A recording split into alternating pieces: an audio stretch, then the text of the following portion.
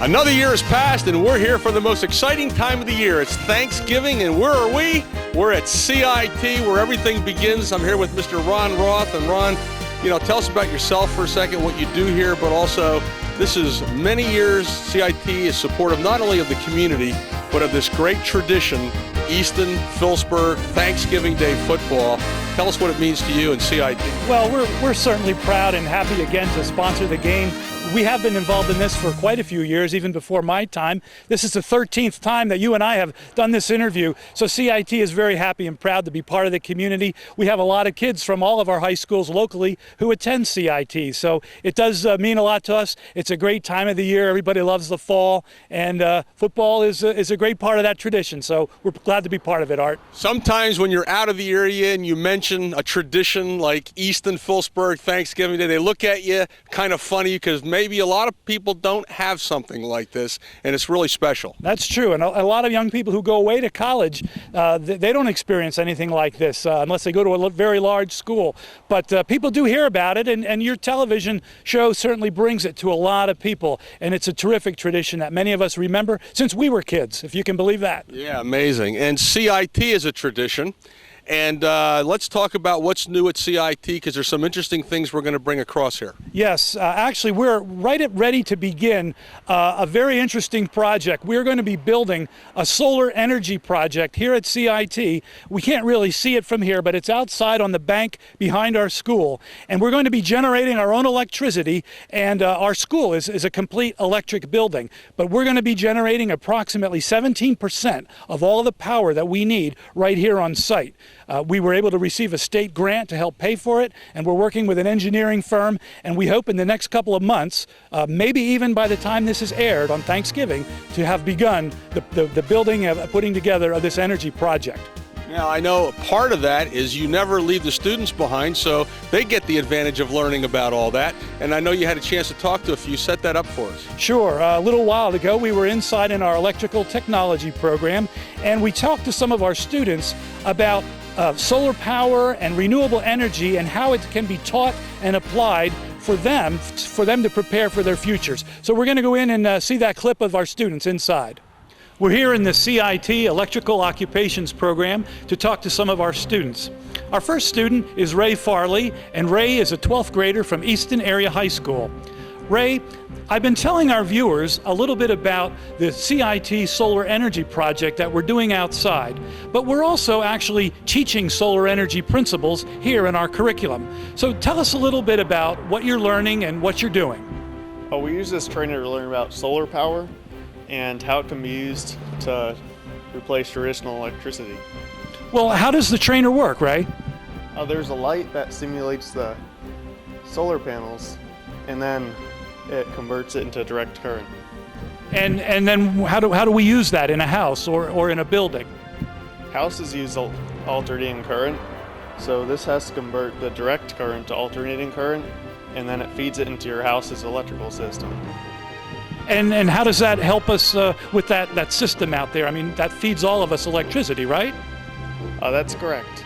Then we use less of the grid's electricity, and we're saving money and fuel used to power the power plants. Oh, excellent. So not only are we saving money, but we're also using less fossil fuel, and that's an ecological and green kind of thing to do. Well, thank you, Ray. Our next guest is Ryan Patino. And Ryan, you're actually a Wilson High School student, correct? Correct.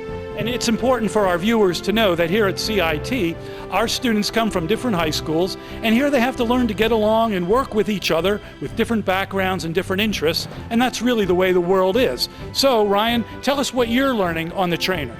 Well, this part of the trainer shows how electricity is generated by the wind. Kind of like an old-fashioned windmill? Yes, or like a modern wind power generating system. Wow, that sounds pretty fancy, but tell us, how does it work? Well, this motor is meant to simulate wind. Now usually you would have a propeller that would be moving with the wind.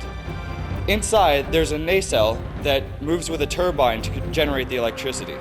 Now this is generating direct current, so there's a converter inside to switch it to alternating current, which you can use in the house. Well, what if the system would generate too much electricity?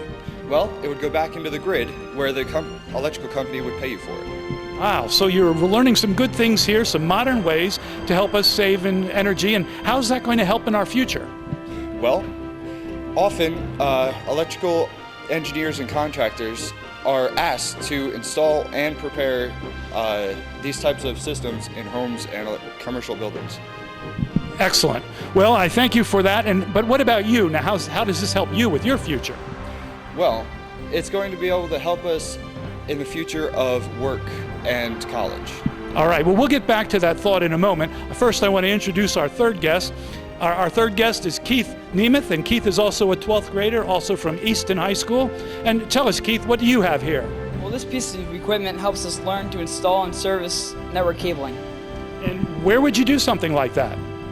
They install them in new homes and office buildings, and as electrical contractors are being asked to install them in new and existing homes. Okay, so once again, we're using something here that we learned to help prepare for our careers. Yes, actually, we installed network cabling at the old house project. And we just sold that house project, and you guys are also now starting a new house project where you actually go out and build the house. Isn't that correct? Well, yes, actually, the carpentry students have begun to frame the house, and we've been out there and put the temporary service in, and we'll be out there later this year to do the network cabling and the wiring. Excellent. Well, thank you. You know, a moment ago, Ryan said something about the things you're learning here help you prepare for your future in college or at work. So I do want to hear from our three students. What are your plans? They're all 12th graders, and let's find out what they're going to be doing next year. We'll start here. Keith, what about next year? Well, I plan on furthering my education in network cabling by going to Pittsburgh Technical Institute for smart home technology. Excellent. And I understand there's a lot of job opportunities. That's kind of the wave of the future, smart technology. So good luck to you. Ryan, what about you next year? Well, after high school, I plan on going into the Marine Corps and eventually being a combat engineer. Engineering, excellent future, and good luck to you. And back to you, Ray. What about you for next year? Well, after high school, I'd like to go to 2-year college to get into the residential wiring field. Excellent. So you're going to combine more education with work in the field. Very good. Well, folks, I want to thank you for helping us, guys. Also, I want to thank their teacher, Mr. Joe Stemrick, and good luck to all of you. These students are from one of just 19 different programs here at CIT. Programs like machine tool technology, CAD with engineering graphics, welding, automotive technology, the other construction trades that we have here, things like culinary arts and information systems technology, childcare, and protective services. So the message for you middle school students and even 9th grade students and your parents, the message is this. When you go to high school, enroll in good, strong academic classes and combine them with a career and technical education program right here at CIT to help you prepare for a bright future. Little electrical humor, folks. If you want to learn more about CIT, talk to your school's guidance counselor or check us out on the web at citvt.com. Boy, Ron, that was really interesting. And you know, I know that CIT is always forward thinking, and any student that comes here will have that advantage. Wrap it up for us. I mean, it's time for football. It's time for us to get in the mode here and see what's going to happen on Thanksgiving Day. But wrap it up from CIT's perspective. Sure. Thanks again for having us as part of the program. And maybe the best tradition I can talk about is the tradition of our students preparing for a great and exciting future as they leave their high schools and go on prepared for the world.